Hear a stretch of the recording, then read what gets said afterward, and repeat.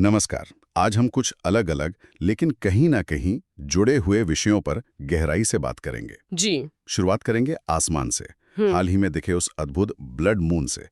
फिर जमीन पर उतरेंगे, इंदौर में हुई एक दुखद घटना और मानवाधिकार के सवालों को देखेंगे। उसके बाद ग्रेट निकोबार में चल रहे विकास बनाम पर्यावरण के विवाद को समझने की कोशिश करेंगे। हाँ, वो भी एक अहम मुद्दा है। और फिर अर्थव्यवस्था की बात, भारत में आ रहे विदेशी निवेश की क्या कहानी है और नए जीएसटी सुधारों का युवाओं पर क्या असर होगा। बिल्कुल, काफी सारे दिलचस्प विषय हैं आज। हाँ, हमारे पास अलग-अलग स्रोत हैं, कुछ लेख, कुछ रिपोर्ट्स।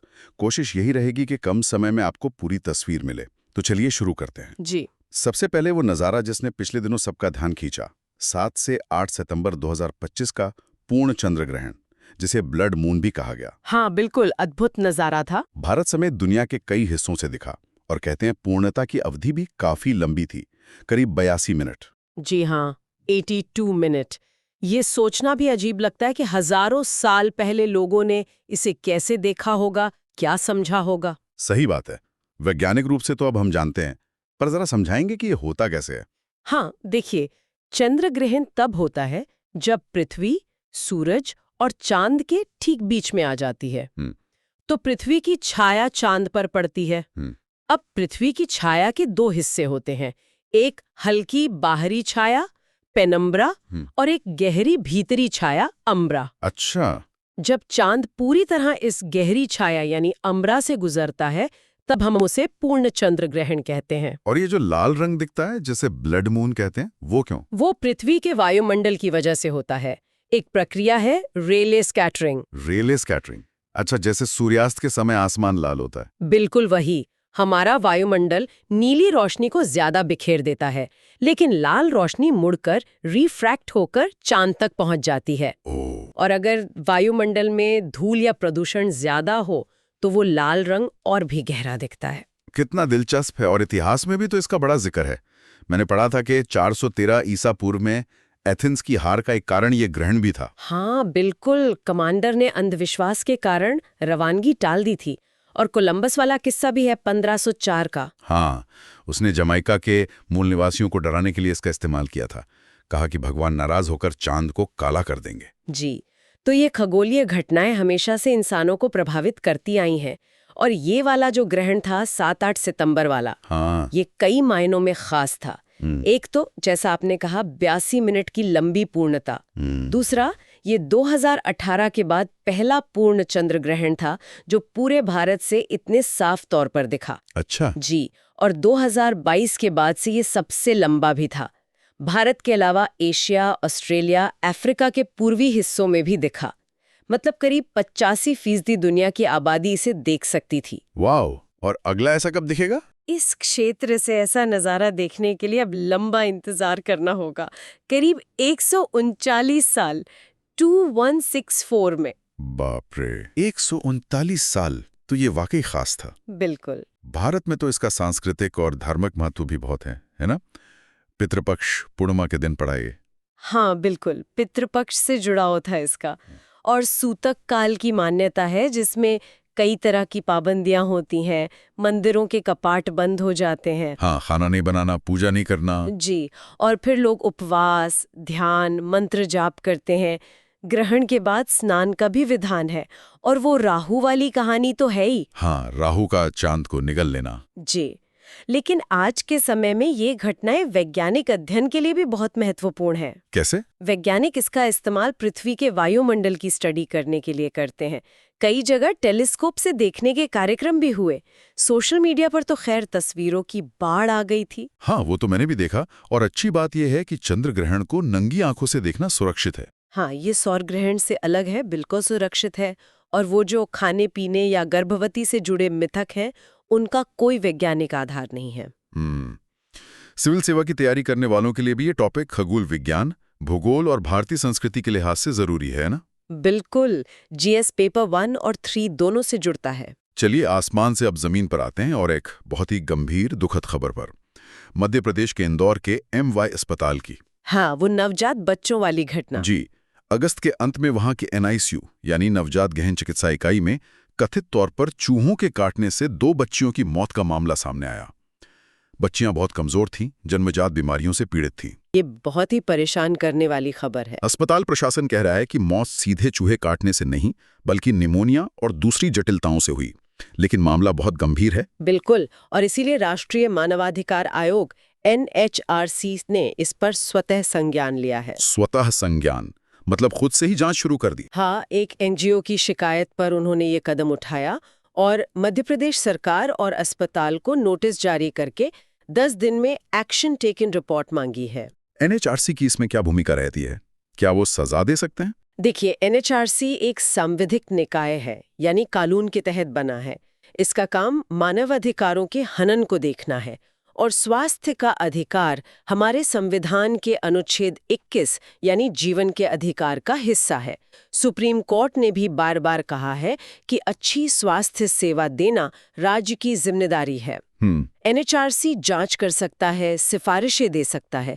हालांकि उसकी सिफारिशें बाध्यकारी नहीं होती, ये एक सीमा है, लेकिन उसका नोटिस भेजना मामले को गंभीरता देता है, प्रशासन पर दबाव बनता है। और ये कोई अकेली घटना तो है नहीं। गोरखपुर, कोटा, पहले भी ऐसी खबरें आई हैं। आंकड़े भी दिखाते हैं कि भारत स्वास्थ्य पर अपनी GDP का बहुत कम खर्च करता है, 2% के करीब, जो दुनिया में सबसे कम में से है। शिशु मृत्यु दर, मातृ मृत्यु दर, ये सब चिंताजनक हैं। इस मामले में भी कुछ कदम उठाए गए हैं। 2 नर्सिंग स्टाफ निलंबित हुए, पेस्ट कंट्रोल एजेंसी पर जुर्माना लगा। पर क्या ये काफी है? शायद नहीं। जरूरत सिर्फ फौरी उपायों की नहीं बल्कि सिस्टम में सुधार की है। अस्पतालों में साफ सफाई, रख रखाव, स्टाफ की पूरी ट्रेनिंग, संक्रमण रोकने के पक्के नियम, नियमित ऑडिट, ये सब जरूरी है। ये मामला शासन, स्वास्थ्य नीति, सामाजिक न्याय, इन सब से जुड़ा है। UPSC के लिहाज से GS पेपर 2 और I दोनों के लिए महत्वपूर्ण है। ये दिखाता है कि NHRC जैसी संस्थाएं कितनी जरूरी हैं। सही कहा। चलिए अब एक और जटिल मुद्दे की ओर बढ़ते हैं। विकास बनाम पर्यावरण और स्थानीय समुदायों के अधिकार। ग्रेट निकोबार द्वीप परियोजना। हाँ, 72,000 करोड़ रुपए की विशाल परियोजना। ये भारत का सबसे दक्षिणी जिला है। बहुत घने पुराने वृक्षावन है वहां, और 2 खास आदिवासी समुदाय, निकोबारी और शोम्पेन। जी, और शोम्पेन तो PVTG है, पर्टिकुलरली वल्नरेबल ट्राइबल ग्रुप। बहुत कम आबादी है इनकी, 400 से भी कम। इस प्रोजेक्ट में बनना क्या क्या है? एक बड़ा पोर्ट, एयरपोर्ट, टाउनशिप। हाँ, काफी कुछ। द्वीप के लगभग 15% हिस्से पर ये सब बनेगा। सरकार का कहना है कि ये रणनीतिक रूप से जरूरी है, रक्षा के लिए, कनेक्टिविटी के लिए। लेकिन इसका विरोध भी तो हो रहा है, क्यों? विरोध के कई कारण हैं। सबसे बड़ा है पर्यावरण। इस प्रोजेक्ट के लिए लाखों पेड़ कटेंगे। लाखों? सरकारी आंकड़ा तो शायद 8.5 लाख का था। हाँ, सरकारी आंकड़ा 8.5 लाख का है, पर स्वतंत्र अनुमान 30 लाख से 50 लाख तक का भी है। ये प्राचीन वर्षावन है, इनकी अपनी एक अलग बायोडाइवर्सिटी है। लेकिन सरकार कह रही है कि बदले में पेड़ लगाएगी, वो भी हरियाणा में। यही तो समस्या है। इसे कहते हैं कंपनसेटरी अफॉरेस्टेशन, यानी क्षतिपूरक वनीकरण। लेकिन क्या हरियाणा में लगे पेड़ ग्रेट निकोबार के वर्षावन का विकल्प हो सकते हैं? पारिस्थितिकी के लिहाज से ये सवाल उठता है। बात तो सही है। और क्या चिंता है? तटीय क्षेत्र को लेकर चिंता है। आरोप है कि पोर्ट बनाने के लिए संवेदनशील तटीय नियमों CRZ1A में ढील दी गई है, जिससे कछुओं के नेस्टिंग साइट्स और मूंगा चट्टानों को खतरा हो सकता है। NGT ने भी इस पर चिंता जताई थी। और वहां रहने वाले आदिवासी समुदायों का क्या होगा? ये सबसे संवेदनशील पहलू है। निकोबारी समुदाय, जो 2004 की सुनामी में पहले ही बहुत कुछ झेल चुका है, उन्हें शायद फिर से अपनी जमीन छोड़नी पड़े। और शोम्पेन जनजाति, जो जंगल पर ही निर्भर है, उनके लिए तो ये अस्तित्व का सवाल बन सकता है। उन पर वन अधिकार कानून 2006 लागू होता है, जिसके तहत उनसे सहमति लेना जरूरी है। आरोप है कि ऐसा नहीं किया गया। क्या ये कानूनी उल्लंघन है? हाँ, कई कानूनी और प्रक्रियात्मक उल्लंघनों के आरोप लग रहे हैं। वन अधिकार कानून, भूमि अधिग्रहण कानून, यहाँ तक कि जनजातीय मामलों के आयोग की भूमिका को नजरअंदाज करने के भी आरोप हैं। लेकिन सरकार का पक्ष है कि ये प्रोजेक्ट देश के लिए जरूरी है, मलक्का स्ट्रेट के पास है, व्यापार के लिए अहम होगा। हाँ, ये तर्क दिए जा रहे हैं। एक्ट ईस्ट नीति, लॉजिस्टिक्स हब, रोजगार, ये सब बातें कही जा रही हैं। लेकिन आलोचक कहते हैं कि इन फायदों के लिए जो पर्यावरणीय और सामाजिक कीमत चुकानी पड़ेगी वो बहुत ज्यादा है, और ये इलाका भूकंप के लिहाज से भी बहुत संवेदनशील है। 2004 में जमीन धंस गई थी वहां। तो अब क्या स्थिति है? प्रोजेक्ट पर काम शुरू हो गया है? हाँ, कुछ काम शुरू हुआ है, जैसे एयरपोर्ट का ठेका L&T को मिला है, लेकिन मामला सुप्रीम कोर्ट में भी लंबित है। कई याचिकाएं दायर हुई हैं। तो ये एक तरह की परीक्षा है भारत के लिए। बिल्कुल। राष्ट्रीय सुरक्षा, आर्थिक विकास, पर्यावरण और आदिवासी अधिकार, इन सब के बीच संतुलन साधना एक बहुत बड़ी चुनौती है। यूपीएससी के लिए भी ये बहुत महत्वपूर्ण केस स्टडी है, जीएस पेपर 2 और 3 के लिए। विकास की बात चली रही है तो अर्थव्यवस्था की तरफ आते हैं। एफडीआई यानी फॉरेन डायरेक्ट इन्वेस्टमेंट को लेकर एक दिलचस्प ट्रेंड सामने आया है। हाँ, क्या है वो? एक लेख के मुताबिक भारत में ग्रॉस एफडीआई यानी कुल आने वाला विदेशी निवेश तो बढ़ा है। 2021-22 में $85 बिलियन तक पहुंच गया था। लेकिन नेट एफडीआई मतलब जो पैसा असल में देश में रुकता है, हाँ वही, वो लगभग शून्य हो गया है। 0.4 बिलियन 2024-25 हो गया। ये कुछ अजीब नहीं? हाँ, ये आंकड़े वाकई सोचने पर मजबूर करते हैं। पहले ये समझ लेते हैं कि ग्रॉस और नेट में फर्क क्या है। ग्रॉस एफडीआई तो वो सारा पैसा है जो बाहर से भारत में आया। ठीक है। इसमें इक्विटी भी है, कंपनियों की रीइन्वेस्टेड कमाई भी है और डेट यानी कर्ज भी है। और नेट निकालने के लिए ग्रॉस में से वो पैसा घटाना पड़ता है जो विदेशी निवेशक वापस ले गए, जैसे अपना प्रॉफिट वापस भेजना या शेयर बेचकर पैसा निकालना या कर्ज चुकाना। अच्छा, तो आउटफ्लो घटाना पड़ता है। बिल्कुल। तो नेट एफडीआई वो असली नया पैसा है जो इकोनॉमी में जुड़ा। और चिंता की बात यह है कि जहां वित्त वर्ष 24-25 में ग्रॉस 81 बिलियन आया, वहीं करीब 80.6 बिलियन वापस भी चला गया। तो नेट बचा सिर्फ 0.4 बिलियन। लगभग शून्य। लेकिन ऐसा हो क्यों रहा है? पैसा आ तो रहा है, फिर जा क्यों रहा है? इसके कई कारण हो सकते हैं। एक तो शायद विदेशी कंपनियों को दुनिया में कहीं और ज्यादा अच्छा रिटर्न मिल रहा हो, तो वो यहाँ से अपना मुनाफा ज्यादा निकाल रही हैं। दूसरा, एक बड़ा हिस्सा ऐसे देशों से आ रहा है जहाँ टैक्स कम है, जैसे मॉरिशस, सिंगापुर। इसे ट्रीटी शॉपिंग कहते हैं। मतलब हो सकता है ये लंबी अवधि का असली निवेश कम हो, टैक्स बचाने का तरीका ज्यादा हो। अच्छा। तीसरा, शायद भारत में अभी भी बिजनेस करना उतना आसान नहीं है। कुछ मामलों में जमीन, लेबर कानून, इंफ्रास्ट्रक्चर की कमी, तो बड़े नए ग्रीनफील्ड प्रोजेक्ट शायद कमा रहे हैं। और चौथा कारण? चौथा ये कि भारतीय कंपनियां भी अब बाहर काफी निवेश कर रही हैं। तो इसका असर क्या होगा अगर नेट एफडीआई इतना कम रहता है? असर तो पड़ेगा। अगर नया निवेश कम आएगा तो रोजगार सृजन पर असर पड़ेगा, नई टेक्नोलॉजी आने पर असर पड़ेगा। इससे हमारे विदेशी मुद्रा भंडार पर, रुपए पर भी दबाव आ सकता है। हो रहा है, जिसे राउंड ट्रिपिंग भी कहते हैं। तो देश के टैक्स रेवेन्यू का भी नुकसान है।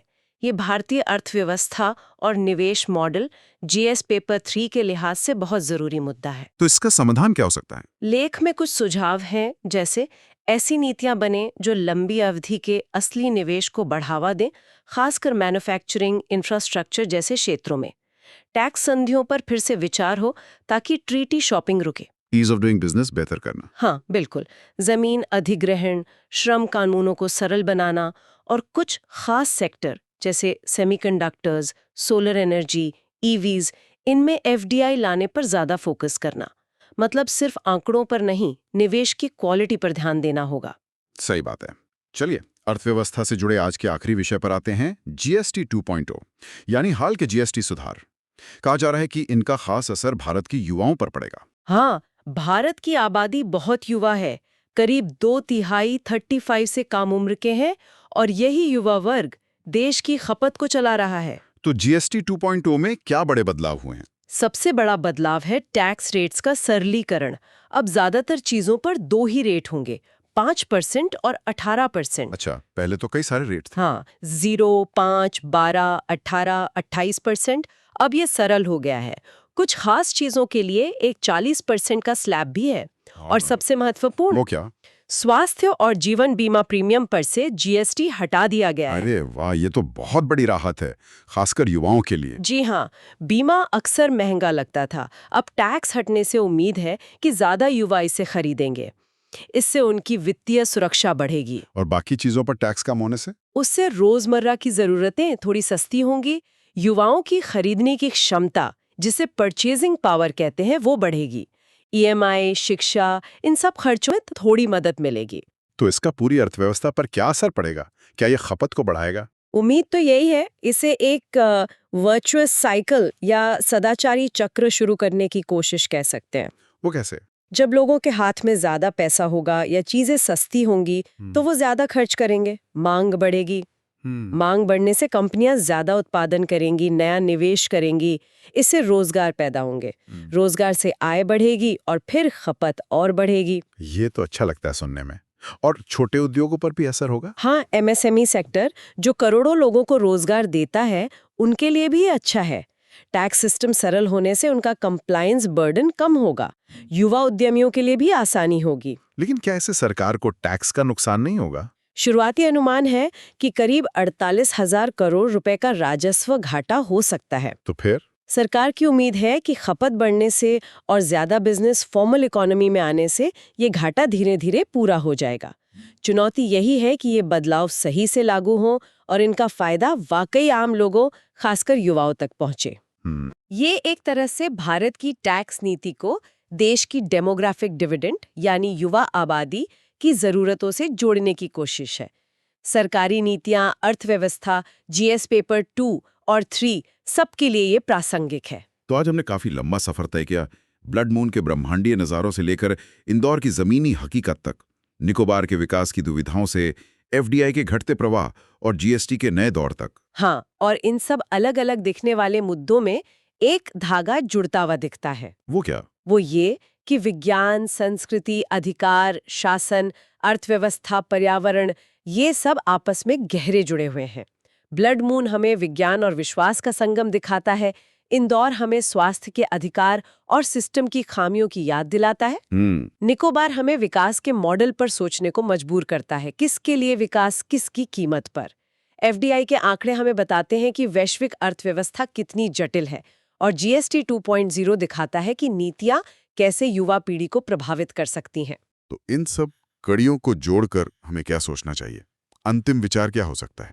शायद सबसे बड़ा सवाल यही है कि हम संतुलन कैसे साधें, प्रगति और परंपरा के बीच, विकास और पर्यावरण के बीच, आर्थिक लक्ष्यों और सामाजिक न्याय के बीच, राष्ट्रीय हितों और स्थानीय अधिकारों के बीच। ये संतुलन साधना ही सबसे बड़ी चुनौती है। बिल्कुल। निकोबार का मुद्दा हो या एफडीआई का घटता नेट फ्लो, ये सब इसी संतुलन की जरूरत की तरफ इशारा करते हैं।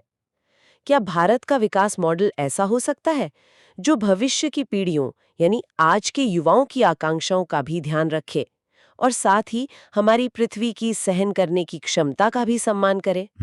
ये सवाल सिर्फ सरकारों या नीति निर्माताओं के लिए नहीं है, हम सब के सोचने के लिए है। इसी विचार के साथ आज की ये गहन चर्चा यहीं समाप्त करते हैं।